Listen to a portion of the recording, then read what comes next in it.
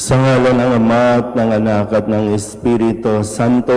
Amen. Ang pagpapala ng ating Panginoong Hesukristo, ang pag-ibig ng Diyos Ama, at ang makikipagkaisa ng Espiritu Santo naway sumainyong lahat. At sumayo rin. Ngayon po ay ginugunita natin ang kapistahan ni San Isidro, isang magsasaka. Mga kapatid, aminin natin ang ating mga kasalanan upang tayo'y maging marapat gumanap sa banal na pagdiriwang.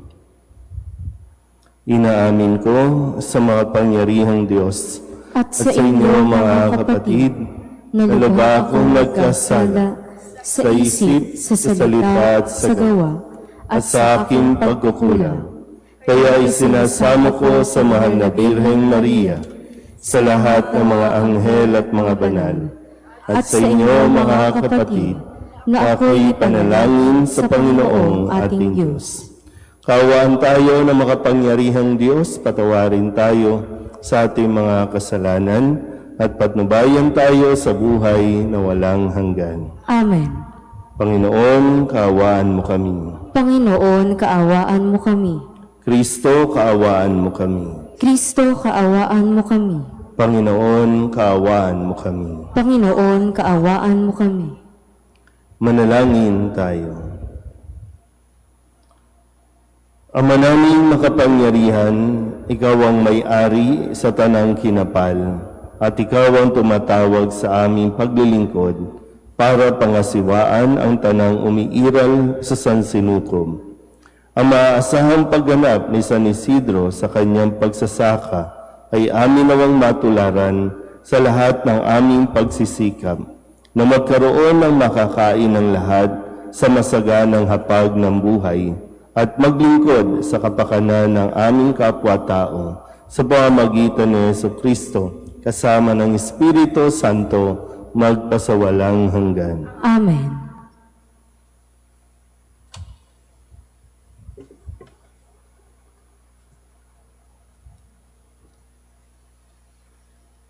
Pagbasa mula sa mga gawa ng mga apostol. Isang gabi, sinabi ng Panginoon kay Pablo sa pamamagitan ng isang pangitain. Huwag kang matakot, ipagpatuloy mo ang iyong pangangaral. Ano man ang mangyari, huwag kang titigil, sapagkat ako'y sumasa iyo. Hindi ka maaano sapagkat marami akong tagasunod sa lungsod na ito. Tumigil siya roon sa loob ng 1 taon at 6 na buwan at nagturo ng salita ng Diyos. Nang si Galion ang maging gobernador ng Akaya, nagkaisa ang mga Hudyo na dakpin si Pablo at dalhin sa hukuman. Hinihikayat nito ang mga tao na sumamba sa Diyos sa isang paraang labag sa batas, wika nila. Magsasalita pa sana si Pablo nang sabihin ni Galion, kung ang usaping ito'y tungkol sa isang mabigat na pagkakasala o paglabag sa batas, makatwirang pakinggan ko kayo. Subalit, ang sakdal ninyo'y tungkol lamang sa mga salita at mga pangalan at sa kautusan ninyong mga Hudyo. Kaya hindi ko kayo hahatulan sa bagay na iyan. Bahala na kayo. At sila'y pinalabas niya sa hukuman. Sinunggaban nila si Sostenes, ang tagapamahala ng sinagoga, at binugbog sa labas ng hukuman. Ngunit hindi ito pinansin ni Galion. Pagkatapos nito, ilang araw pang nanatili si Pablo sa Corinto, saka nagpaalam sa mga kapatid. Pagdating sa Sencria, nagpaputol siya ng buhok sapagkat natupad na ang isang panatang ginawa niya at naglayag siya patungong Syria kasama ang mag-asawang Priscilla at Aquila.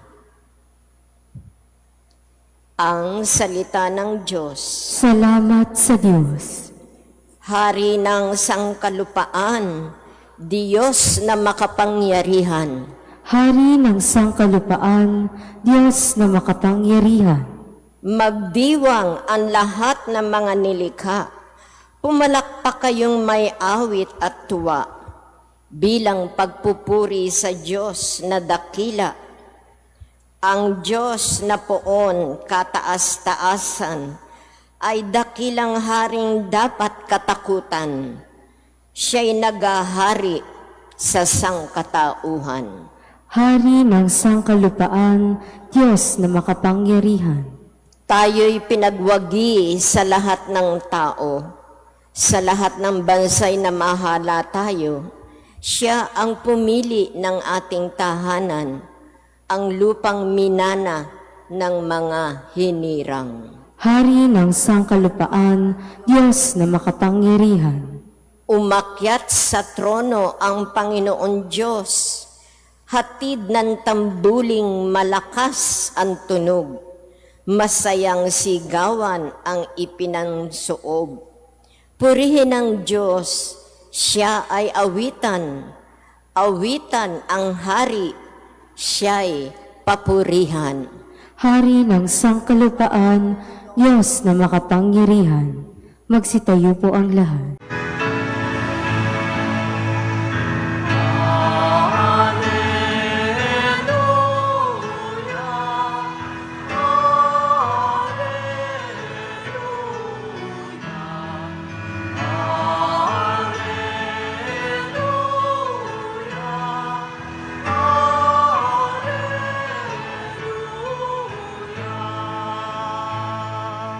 Si Kristo'y laang magtiis ng tagumpay ay inakamit at sumaatin ang langit.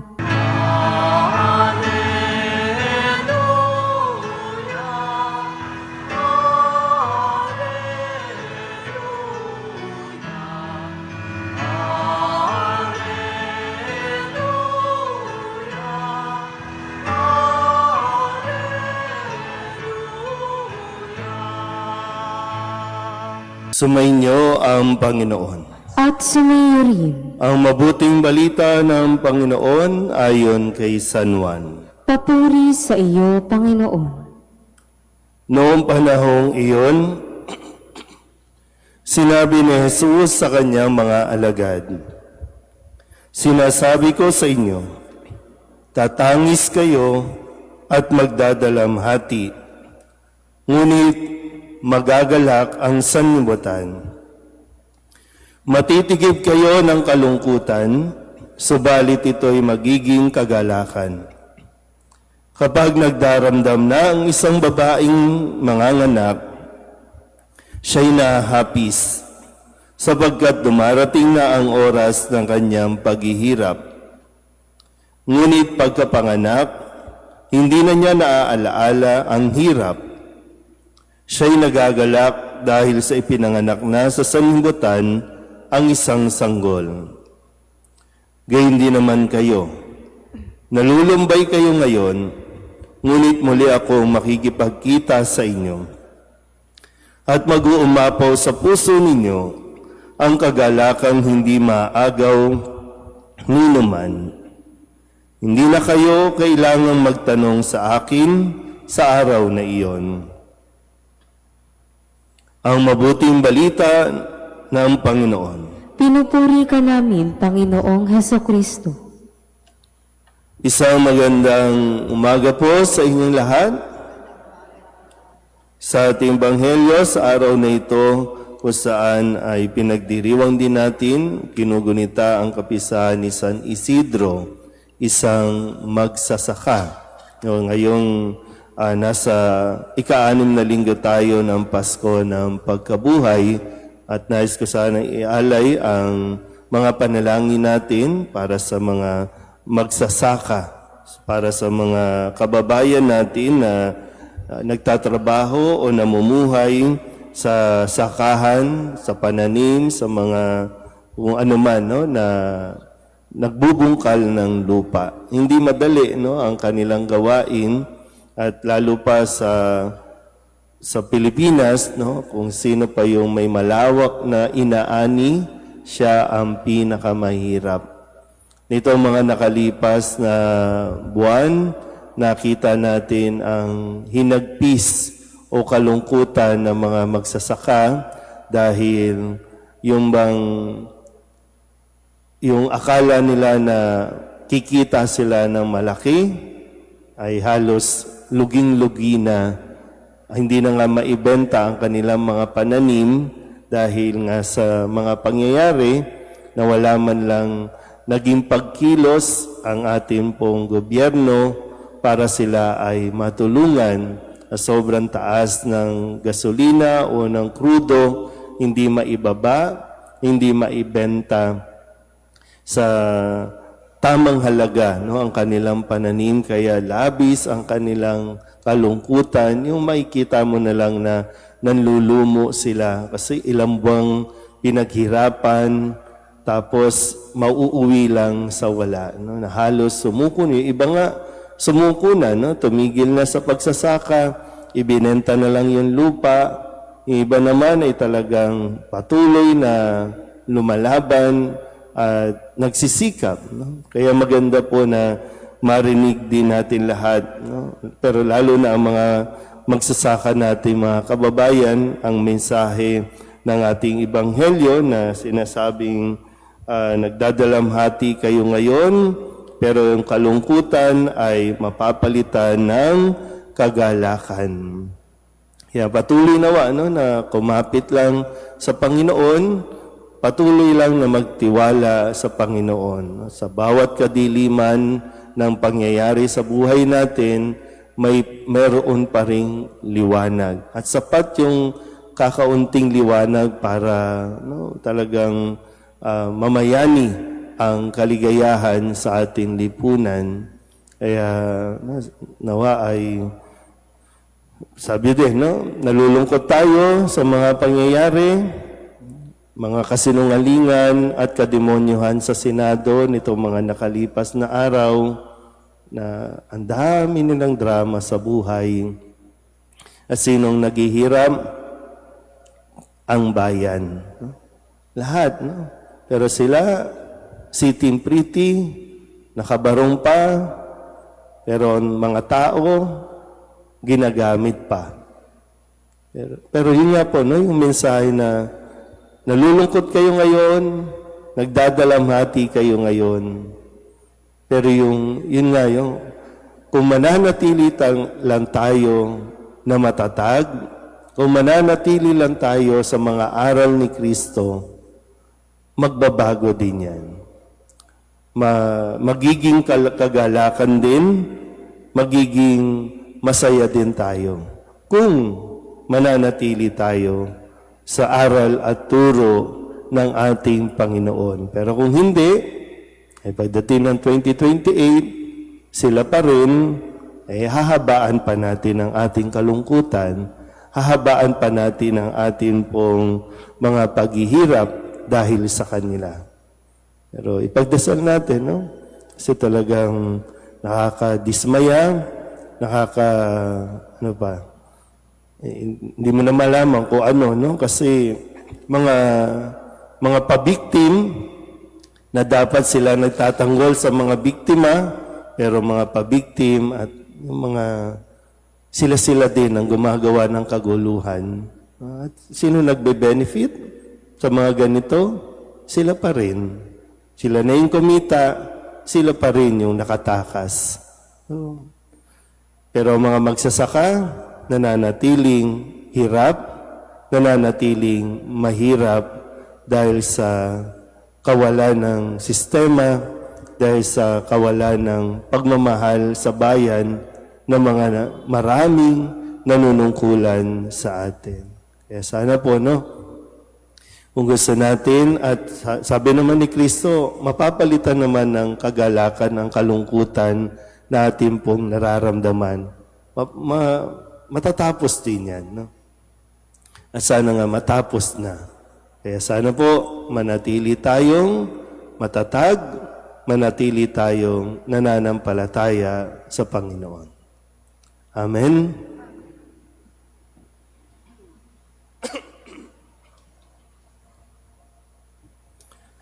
Habang inaasam natin at inihintay ang kaligayahan ng langit, manalangin tayo na ipagkaloob sa atin ng lakas upang maisabuhay ng lubos ang ating pananampalataya.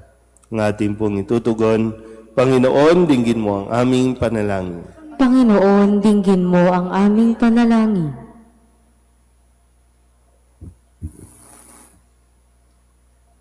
Bilang bayan ng Diyos, tayo naway umako sa krus ni Kristo at maging buhay na mensahe ng pag-asa sa mga taong ipinagkatiwala sa pangangalaga natin.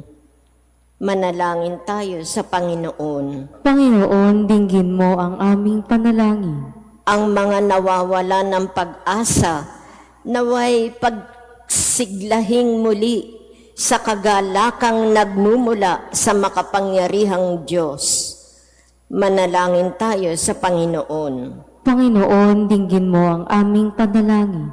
Ang mga nagdurusa, naway palakasin at mapagtiisan ang sakit na kanilang nadarama. Manalangin tayo sa Panginoon. Panginoon, dinggin mo ang aming panalangin. Ang mga may sakit naway makatagpo ng lakas at ginhawa ng kalooban sa pamamagitan ng ating pag-aalaga at malasakit sa kanila. Manalangin tayo sa Panginoon. Panginoon, dinggin mo ang aming panalangin. Ang mga namayapa naway magpahingalay sa kapayapaan ng Diyos. Manalangin tayo sa Panginoon. Panginoon, dinggin mo ang aming panalangin. Dalugin natin sa Panginoon ang ating mga personal na kahilingan at mga panalangin para sa ating mga pamilya, kasama din ang mga kahilingan ng mga nanonood sa online. Lahat ng mga misang pasasalamat, espesyal na intensyon, agarang paggaling ng mga may sakit at ang lahat ng mga kaluluwa na iniiling na ipagdasal sa misang ito.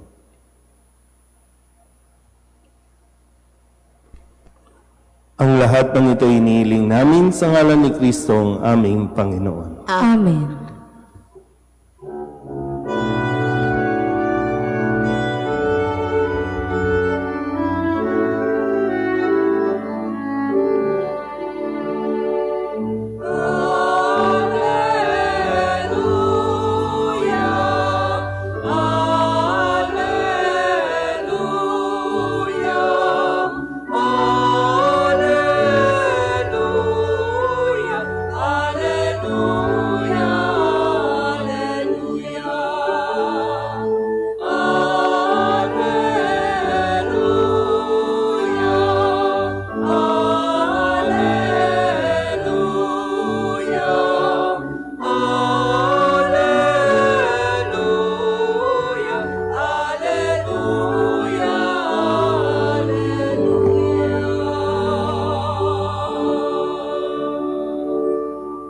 Manalangin kayo mga kapatid upang paghahain natin ay kalugdan ng Diyos Amang makapangyarihan. Tanggapin nawa ng Panginoon itong paghahain sa iyong mga kamay, sa kapurihan niya at karangalan sa ating kapakinabangan at sa buong sambayanan niyang banal. Ama naming lumikha, pagpalain mo ang mga alay na bunga ng pagtatanim at pag-aani ng mga magsasakang kagaya ni San Isidro. Ang pinagpaguran nila sa tag-ulan at tag-araw ay siya nawang maging pagkain at inumin sa amin ay nagbibigay buhay sa pamamagitan ni Jesucristo kasama ng Espiritu Santo magpasawalang hanggan. Amen. Sumainyo ang Panginoon. At sumayo rin, Itaas sa Diyos ang inyong puso at diwa. itinaas na namin sa Panginoon. Pasalamatan natin ang Panginoong ating Diyos. Marapat na siya ay pasalamatan. Ama naming makapangyarihan, tunay ngang marapat na ikaw ay aming pasalamatan Ang pagpaparangal sa iyong kabutihay, lagi mong pinaaalingaw sa iyong sambayanan, sa pagkakaroon ng mga kaanib na maaasahan at tapat tulad mo sa pananagutan, upang magbunga ang punyagi ng iyong anak na sa iyong pag-ibig kami makatulad. Ang mga banal na tao'y tumutulong sa lahat sa pagbibigay halimbawan pananalangin wagas. Kaya kaysa ng mga anghel na nagsisiawit ng papuri sa iyo na walang humpay sa kalangitan, kami nagbubunyi sa iyong kadakilaan.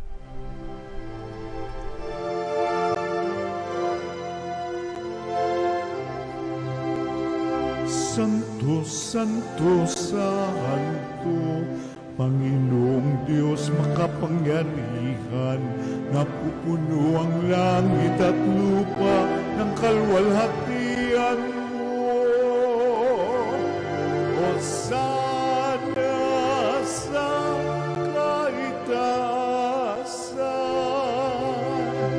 pinagpalang na paririto sa ngalan ng Panginoon. Hosana sa kaitaasan.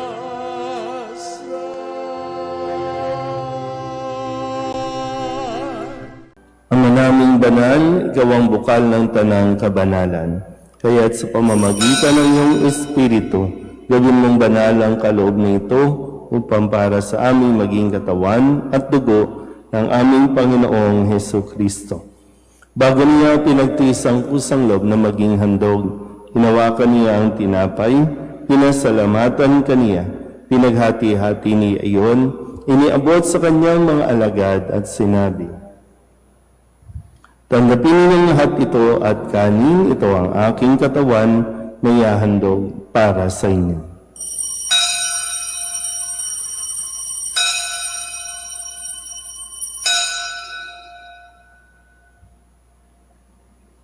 Hindi naman nang matapos ang hapunan, nawakan niya ang kalis, muli kaniyang pinasalamatan.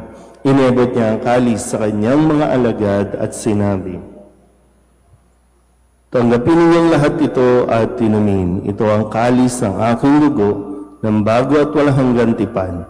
Ang aking dugo na ibubuhos para sa inyo at para sa lahat sa ikapagpapatawad ng mga kasalanan. Gawin ninyo ito sa pag-alaala sa akin."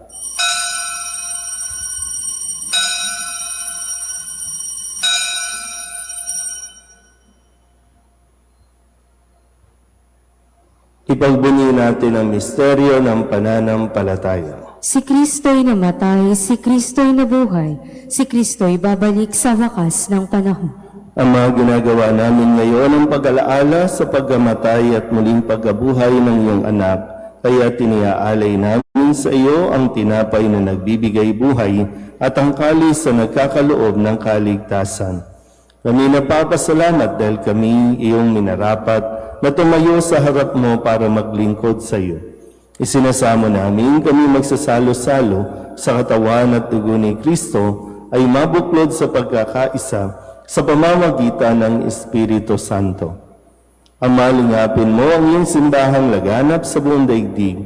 Puspusin mo kami sa pag-ibig kay San Leon na aming Papa at ni Jose na aming Obispo at ng Tanang Kaparian.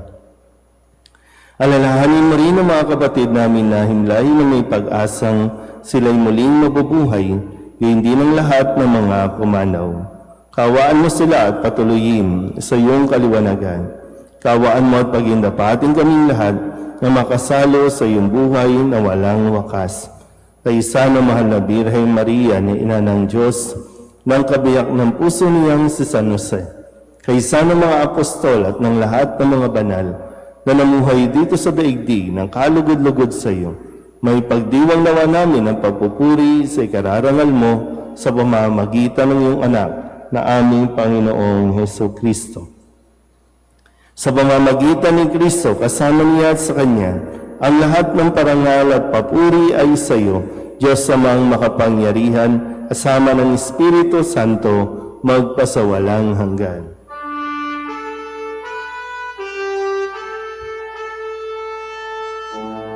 Amen, amen, amen.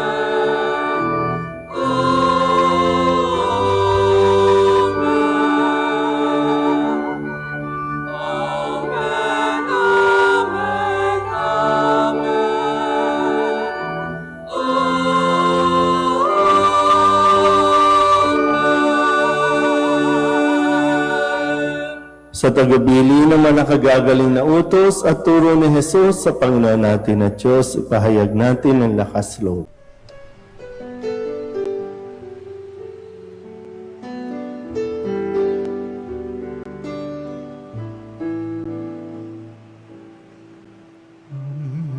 namin sumasalang ka, sambahin ang ngalan mo, mapasamin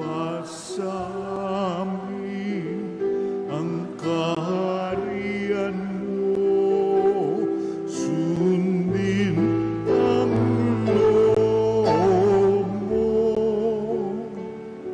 dito sa lupa para nang sa langit. Bigyan mo po kami ngayon ng aming kakanin sa araw-araw at patawarin mo kami sa aming mga sala para ng pagpapatawa namin sa nagkakasala sa amin. At huwag mo kaming ibang dulot sa tukso, at yadya mo kami sa lahat ng masama. Hinihiling namin kami iadya sa lahat na masama, pagkalooban ng kapayapaan araw-araw, iligtas sa kasalanan at ilayo sa lahat ng kapahamakan, samantalang aming pinananabikan ang dakilang araw ng pagpapahayag ng tagapagligtas naming si Heso Kristo. Sapagkat iyo ang kaharian at ang kapangyarihan at ang kapurihan magpakailanman. Amen. Panginoong Heso Kristo, sinabi mo sa iyong mga apostol, kapayapaan ang iniiwan ko sa inyo, ang aking kapayapaan ang binibigay ko sa inyo. Tunghayan mo ang aming pananampalataya at huwag ang aming mga pagkakasala. Pagkalooban mo kami ng kapayapaan at pagkakaisa ayon sa iyong kalooban, kasama ng Espiritu Santo, magpasawalang hanggan. Amen. Ang kapayapaan ng Panginoon ay laging sumainyo. At sumayo rin. Mabigayan po tayo ng kapayapaan sa isa't isa.